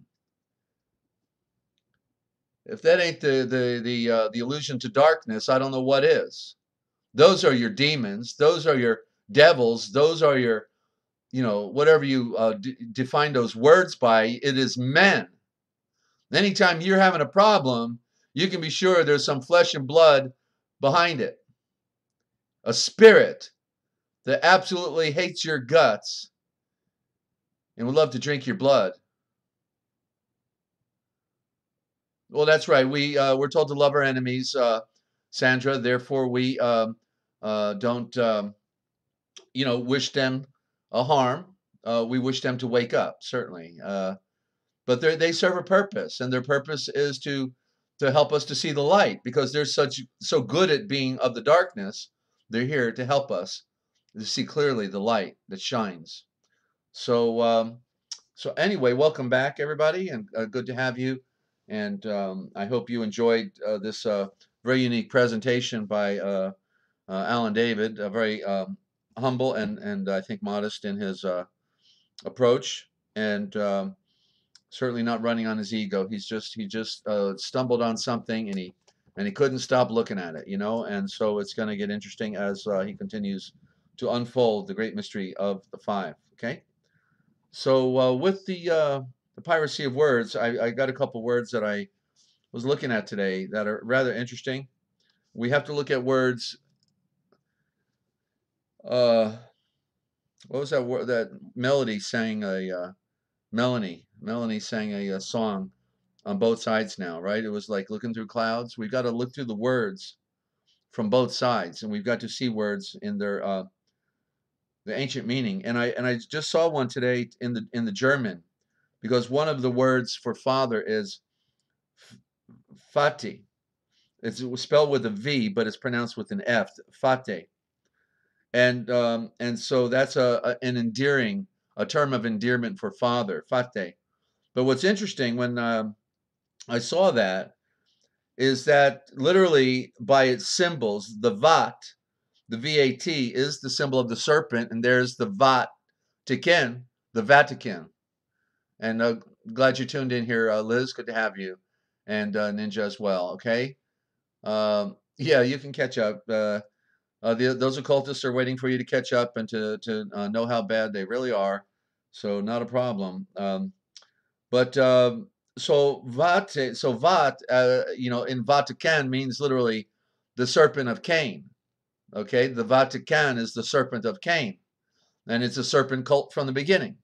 So Vate, in reference to father, Vat is serpent, and their eye, Vate is the eye, and so literally Vate in regard to father means the eye of the serpent. I was absolutely astounded when I saw that today, but it fit. It fits perfectly. The father is the eye of the serpent. Why?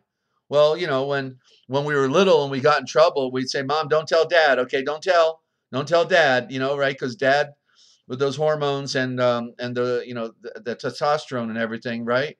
He's the eye of the serpent. He is the eye. He's the head of the household.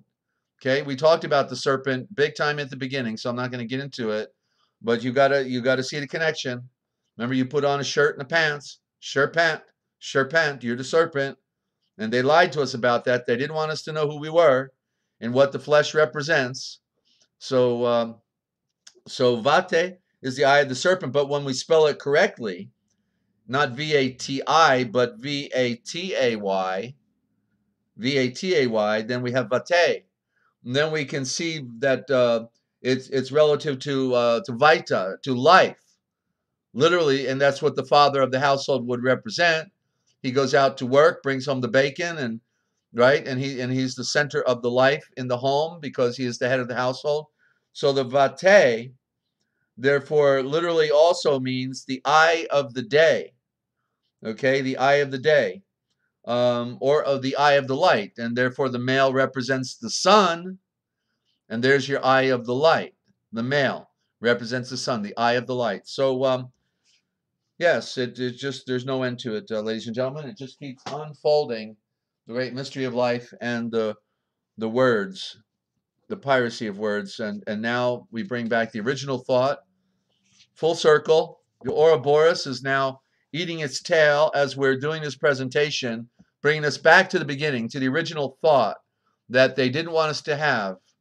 They worked real hard inside the Vatican in the College of Abbreviators. Stayed up late at night and and sharpen their pencils and try to make sure they would deceive mankind, but they couldn't pull the wool over Yeshua's eye.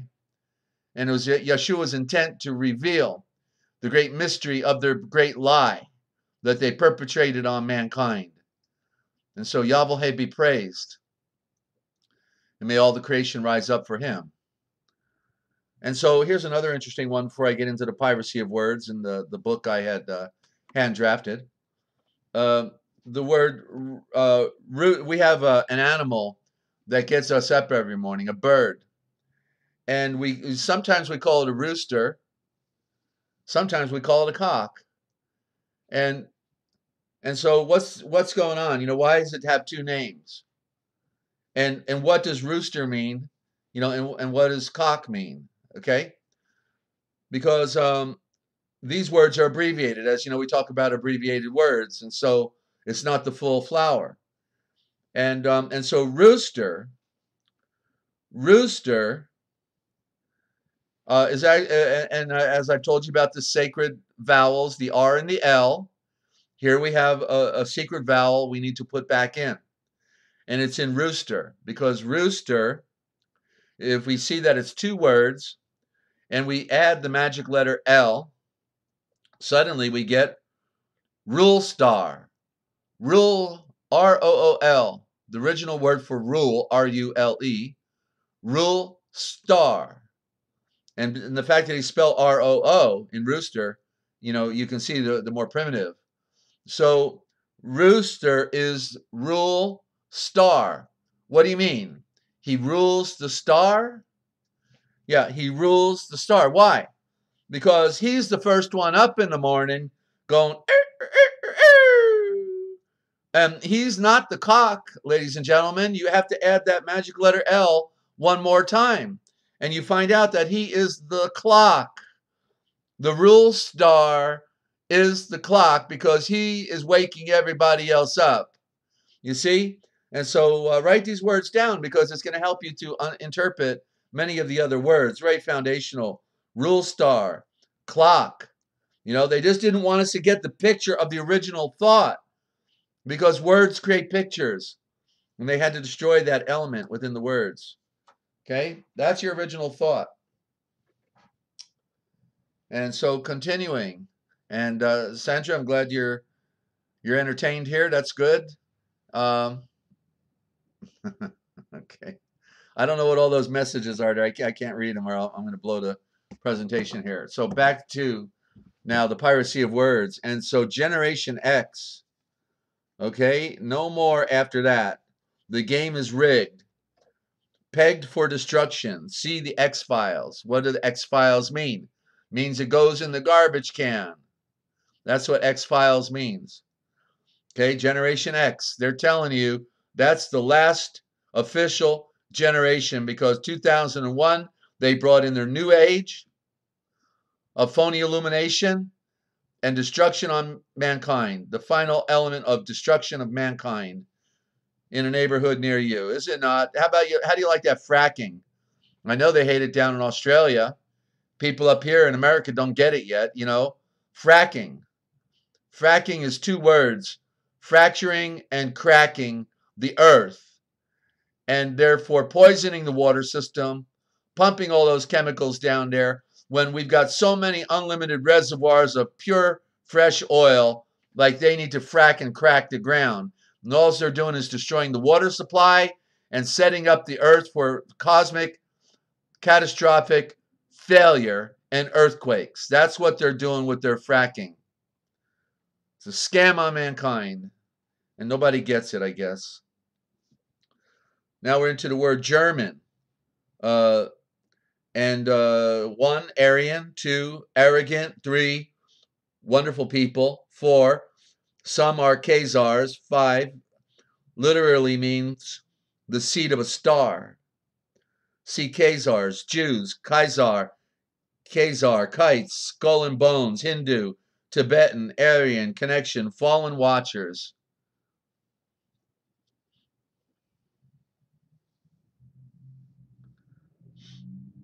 Germanic, literally the seed, the germ of the mysterious creation. 2. Actually, the word Germanic goes right back into the Khazars, okay? That's a primary. Khazars. Is this where we get manic depression from? Could be. C. Fallen Watchers, aliens, Aryans, ancient Brahmin priesthoods, Vimanas, Earth-based and originated UFOs.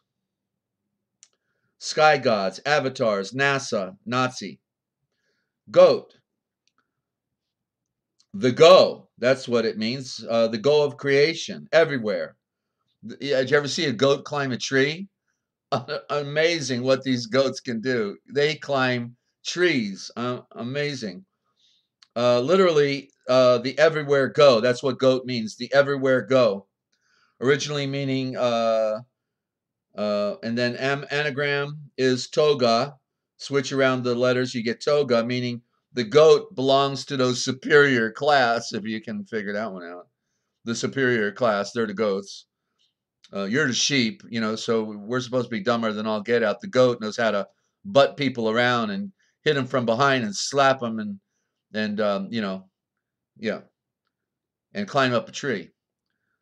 So toga, worn by all government officials. Now they wear a tie, a taiga. Oh yeah, the tie around their neck is symbolic of a hangman's noose.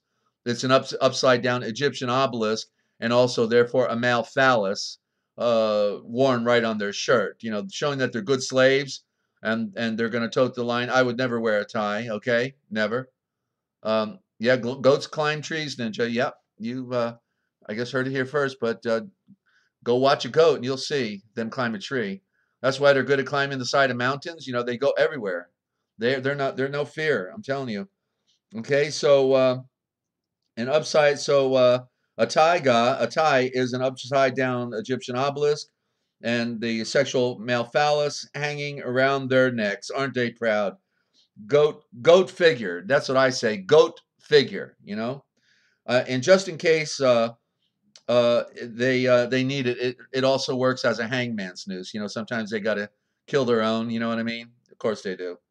So see goat of Mendes, pan and pentagram. Pentagram.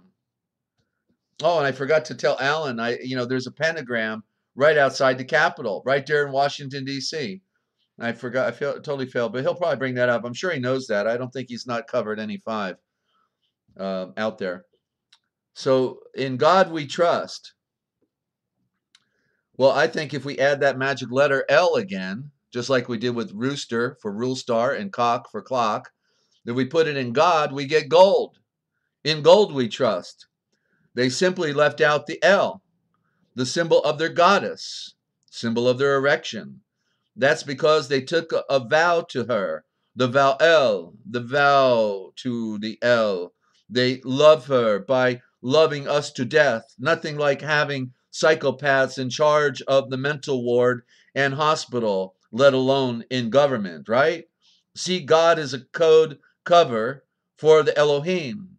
Lord is a cover for Yahweh. Wonder why? Because they hate those words. They can't stand near them, in front of them. They will run like the judge runs out of a courtroom if you have the right words. God, here's one. The good ship lollipop. Yes, little Shirley Temple, apparently another victim of the mind control program. 1, Washington, D.C. Suckers. That's enough, Boris Badenoff. 2, the politician's motto. We're no worse than anybody else. Yeah. C, they got theirs. Did you get yours? Wrong handshake, huh? Okay. Govern. The stealing and navigation of a ship or vessel. The steering and navigation of a ship. Govern. The Starship Enterprise. Government, literally, govern the mind, govern the mental, govern the mind. That's what they do to us. See www.mindcontrolinamerica.com, my friend Stephen Jacobson.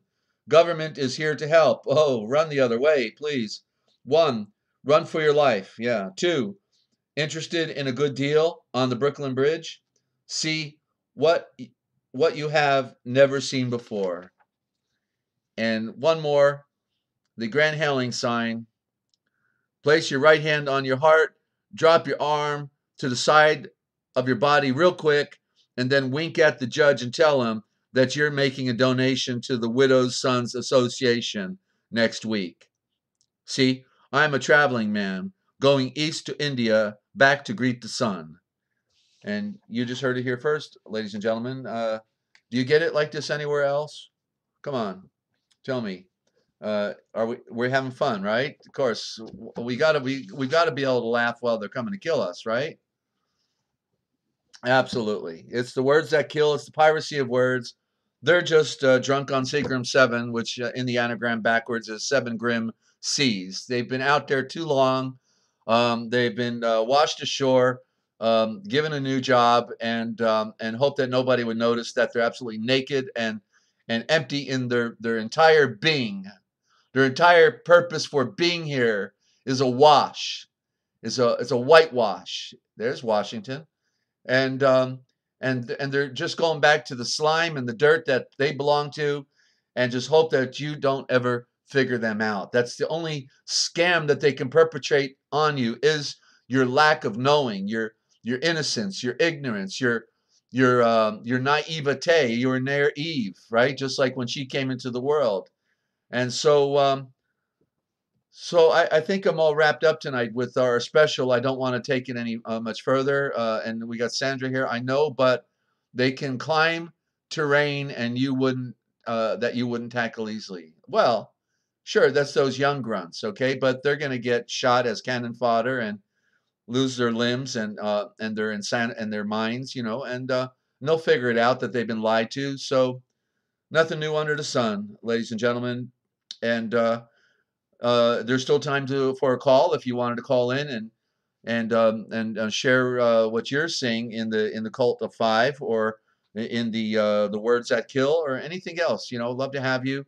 We're here trying to make it a better world, at least in our little universe, because we're certainly not going to change this dark world that confronts us. Okay, we only have to come to terms with it and get close to our Redeemer, Yeshua, and put on the light that has been brought here to guide us. Liz is saying that I guess you're talking to Sandra. Okay. Anyway, lots of thoughts there, and I'll be glad to check them out on the review. And I usually try to review the program because I want to make sure I helped everybody out on your questions. And so with that, ladies and gentlemen, I want to thank you for tuning in right here tonight on the Forbidden History series. Still time to call in if you decide to do that, but otherwise, we're gonna sleep well tonight. I sleep well every night. I hope you do, because we just have to come to terms with our reality, and that's the good news. We can know where we're going and where they're going. And thank you, Sandra. So we're in this together. We're not in this alone, and we're sharing information. We're trying to put a smile on a bad deal. But we have a promise of eternal life if we continue to pursue the knowledge of eternity through our Redeemer, the one who made all things, Yeshua HaMashiach, commonly known as Jesus Christ, and Yahweh, the great power of all the universe, the one who instituted our Redeemer and this universe, 10,000 times greater than all the stars of the cosmos brought together. Who can stand in the face of such power and greatness? Those in the darkness run into their little caves and catacombs and hope that they will not be seen, but they cannot hide from him. Are you wanting to call in, Ninja? You better do it quick. Get on that phone.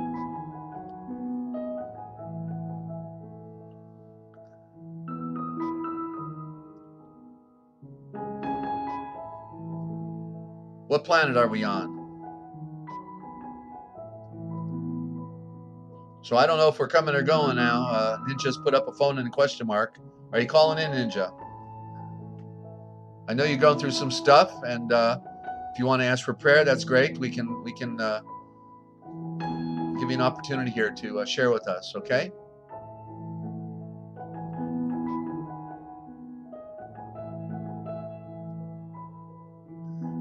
Okay. So I'm looking at some symbols, a phone and a question mark, and no further reply. So I'm going, unless that phone rings real quick, I'm going to assume. Well, look at that. We've got a phone ringing here.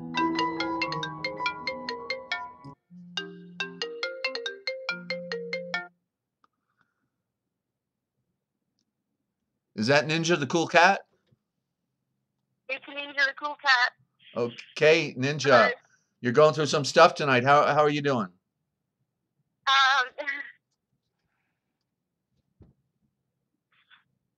Not good.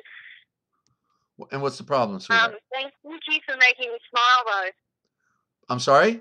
But yeah, thank you for making me smile. Thank you to everyone in the chat. Oh, okay. For making me smile, because yeah. Well, are you in fear of something right now, Ninja, that's going on in your family situation, that you're, with your mom and all that? Yeah, a quick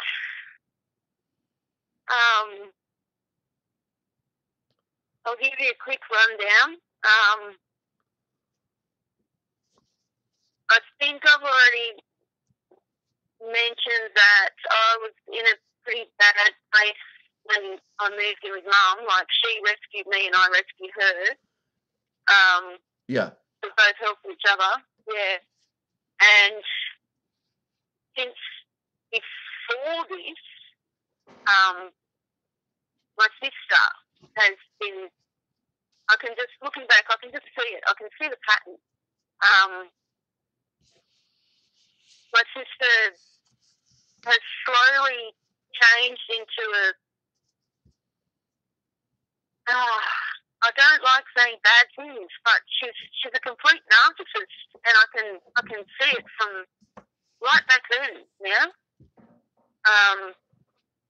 And I've been looking after Mum for about 2 years, and right from the start, I've been a little slave that can't do anything right, and she knows everything, and yet she lives 2 hours away and hasn't bothered to help at all, except bark orders at me and send me angry texts and questions and not agreeing with anything. And she's now limited Mum's bank account, and like, she's very, very cunning and very sneaky. Okay. And she's been looking for a way, and yeah, the timing is perfect with her every time. And right. So I want to back up. So is she assuming to take power of attorney over your mother? We both have power of attorney, but she seems to be the boss.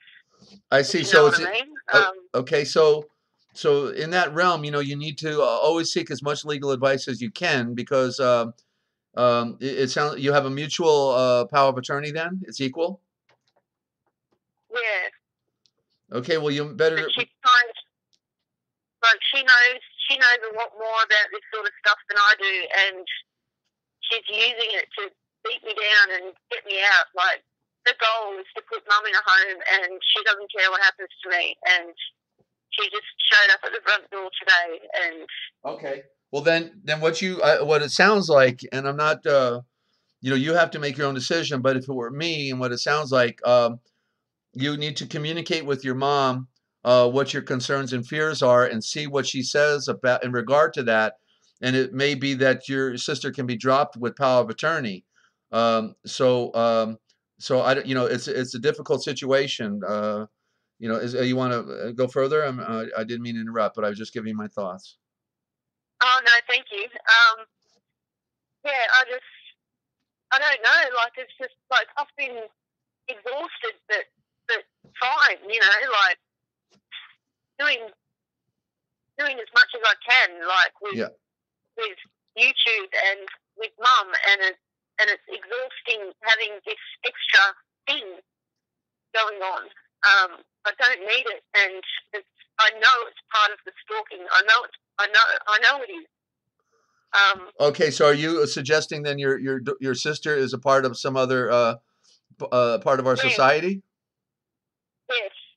Okay, and therefore that means you really need to be attentive to this. You need to get a handle on it right away, and from a legal standpoint, seek the remedy. But you need to communicate with your mom first because she's the one that's of the prime concern here. But certainly it's pretty clear that you and your mom have a tight relationship, and she's 2 hours away on the outside, and she just seems to be wanting to manipulate. And I've seen this before.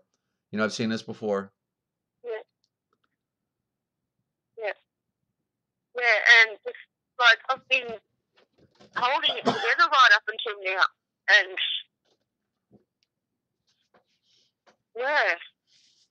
I didn't hear that last thing you said. Forgive me, I sneezed and I didn't hear what you said just then. Oh, sorry, bless you. Yeah, I don't want them to make me feel this way because I can't have a cloudy head right now. Like I'm connecting so many things, and I'm trying to get out all these videos that are half done, and people need to know so many things that I'm seeing. And this happens. It's not a coincidence, and I've got to get rid of this feeling at the moment. I don't like it. Okay. Well, remember that, right, but remember from a spiritual standpoint, and you're attempting in your own right to have a breakthrough from a spiritual standpoint, and we are always tested. That's the great drama that we go through. We are often tested in different ways, and so therefore this you have to allow this to bring you closer to your Redeemer, and make that paramount, because the Heavenly Father knows all of our problems, and what He's looking for is to us to look to Him, and to acknowledge Him, and to seek remedy and enlightenment through Him. So don't let this destroy the things that you have been building, but realize that your Redeemer is ever present, and therefore see the bigger picture. Yeah, he's always in the back of my mind. So that I know that will get me through this. And you guys. Yeah. Yeah. How old is your mom? How old is she? She's 73. And is she very coherent? She's getting worse very quickly. I see. Okay. Like, simple things confuse her a lot. Right. Well, the thing that's interesting about she going with your sister is if she got her to sign something, so you need to have full communication with your mom, and you need to seek what her will is. You want to know what her will is, what she wants, and if she wants to be with you, then that's where she should be, because you all make a team together, and you're a mother and daughter. So go figure, right? Yeah, she's said that to me. She said that to me every single time, and but because of her memory, she can't communicate that to my sister when she needs to.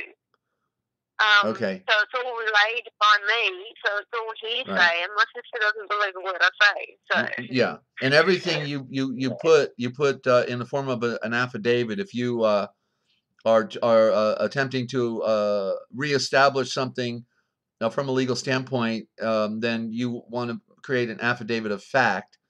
And boilerplates are on the internet. Just it doesn't have to be perfect as from that standpoint, but an affidavit of fact, then notarized by your county,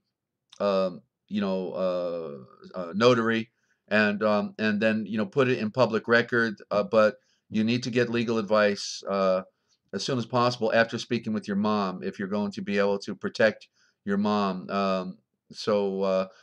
Prima facie evidence is that you and your mama care for each other and live together, and this other one is an outsider, and therefore probably wants to somehow cash in on something. I don't know the details, but certainly she doesn't No, sound like she's she rich. loves your mom. She's just, yeah, she's rich. She's just all about control. Yeah. Yeah. She an older sister? Younger, 2 years younger. I see. But she's married. She's married to the Navy. He's a narcissist. And they have 2 kids. The kids are fantastic, but she's changed. She's just like him now. Okay. Does your mom own the property, or do you rent? She doesn't, like, it's her house, but she's got a reverse mortgage on it. I see. So. Okay. And so it doesn't sound like there's much financially for your sister to gain out of this deal, right? No, she doesn't care about that. She's just trying to make me look really bad. She's tried this before, and she's like with the bank account being the most recent success. Yeah. Yeah, like she. Okay. Well, anyway, don't tip your hand on anything you're doing to your sister, because she's sounds to me like to be the enemy, and therefore you have to strategize with your mom on what's best for her and what she wants, and you perhaps should do it in front of a camera. You have a camera set up and you record everything. That way you've got your prima facie evidence, and put a newspaper in front of the camera showing the date, and that establishes the facts about her situation and what she wants. So do everything to cross all your T's and dot your I's, okay? Yeah, and all the professionals like counselors and home help and all that sort of thing, they see both sides, but they're always encouraging me, saying I'm doing a good job, with the deal that I've been handed with, basically. Yeah, and I've got texts. I've kept all the angry texts, and I've got letters and things. So in other words, we got a malicious attitude, right? Sorry? Your sister, is this a malicious attitude from your sister? I thought that was what you're referring to. She comes across as well-spoken and the perfect citizen. I see. Okay, now Sandgroper, I know she's in your country, so she may know things relative to Australia, but let me just see what she says here. And if you are both, if you are both, you are entitled to your input to decisions made in regard to your mom. That's right. It has to be a mutual thing. She can't supersede you. You're equal. In fact, and that's what she's doing. And the fact that you're older, does give you one element of dominance in the fact that you're the older, a family member. Sandra also says you need to find someone in that area outside non-bias. That would be good. That's where an attorney could help, but also a family friend, somebody that knows you and your mom, that type of thing. And then also, let's see. Then also.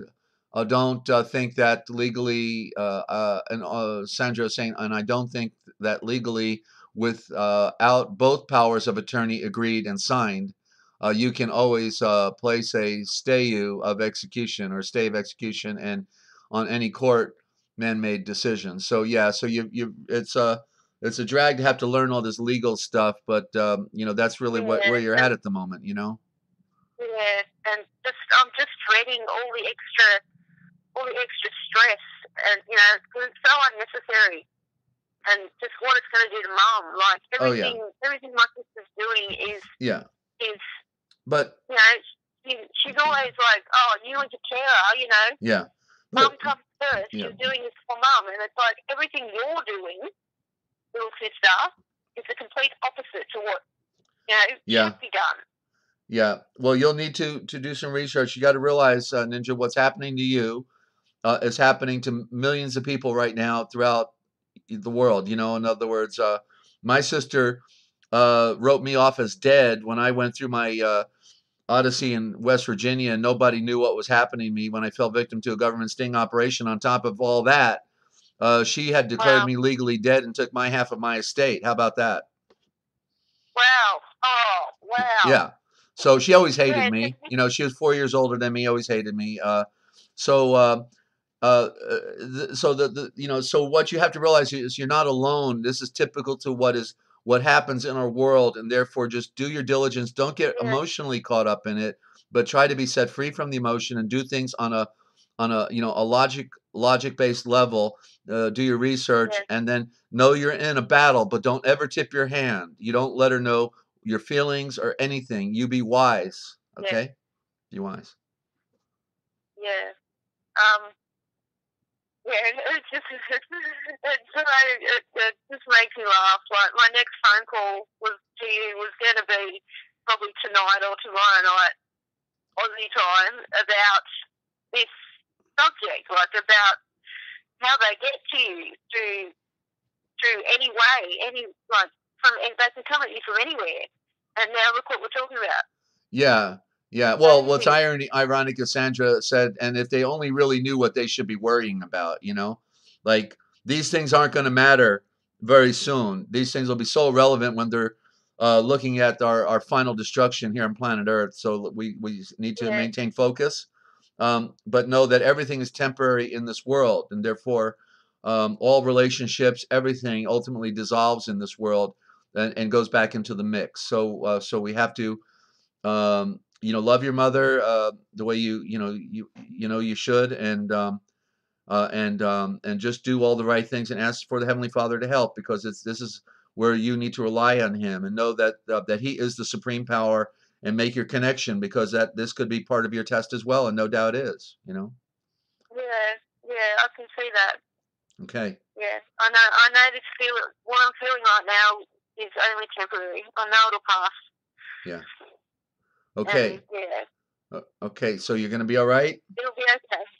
It'll be okay. I'll be okay. All right. Well, we're going to all keep you in our supplications and hope to hear a good report. Okay. So if you're you know trying to find legal you know remedies, I know things are different in Australia. So there are good legal researchers in Australia on the internet. You can find them. There's a lot of good gurus out there. So just do you know the searches you need to do to find the right answers. Okay. Keyword search.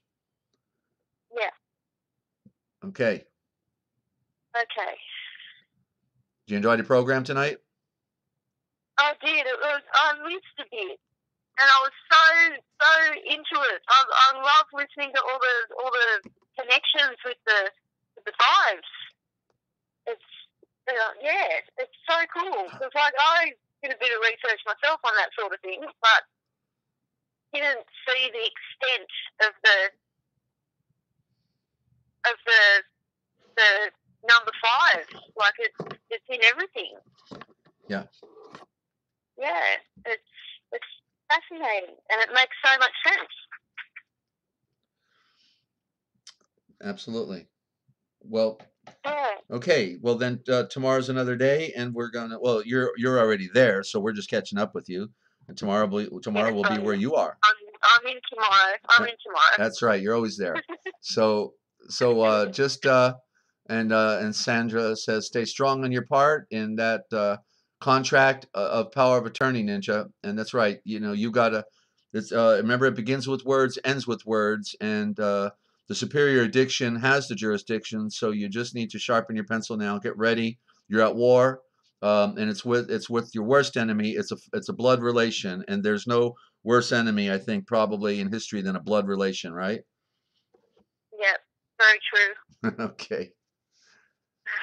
And so, and looks like Liz is going to bed here. Thank you, Desert. Stay strong, Ninja. Night, everybody. And so, good night, Bye, Liz. Thank Liz. you. Okay. And so, I'll let you go then, Ninja, and just keep me posted, okay? And we'll see you on the program, all right? Okay. Stay focused. Okay. Thank you. All Thank you right. very much. You're welcome. Good night. And ladies and gentlemen, thank Good you. night. Thank you for being with us tonight. And we'll keep Ninja in our supplications. Okie doke. So with that, I'm Desert Owl, thanking you for tuning in. And don't forget, if you want to know the future, just look for the Forbidden Tree. I'm right here twice a day, 7 days a week on the realpublicradio.net, Free America Radio Network. Signing off.